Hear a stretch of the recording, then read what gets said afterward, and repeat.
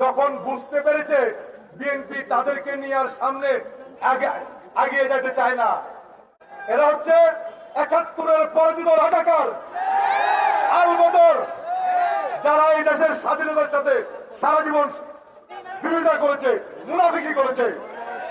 আজকে ওই সংগঠনের একজন নেতা মাসুদ, তিনি তারেক রহমান সম্বন্ধে বক্তব্য রাখেন। আমি মাসুদ সাহেব বলতে চাই, তারেক রহমানের বিরুদ্ধে বক্তব্যের আগে নিজের অস্তিত্ব সম্পর্কে জানুন, তারপর তারেক সম্বন্ধে বলুন। প্রিয় বন্ধুরা, আমাদের মহাসচিব আপনাদের বক্তব্য দিবেন। আগামী দিনে দেশের গণতন্ত্র সার্বভৌমত্ব রক্ষায় তারেক রহমানের নেতৃত্বে বিএনপি ঐক্যবদ্ধভাবে আন্দোলন সংগ্রাম করবে, সে প্রত্যাশায় আজকের মতো বিদায় নিচ্ছি। খোদা হাফেজ। বাংলাদেশ জিন্দাবাদ। শহীদ অমর হোক।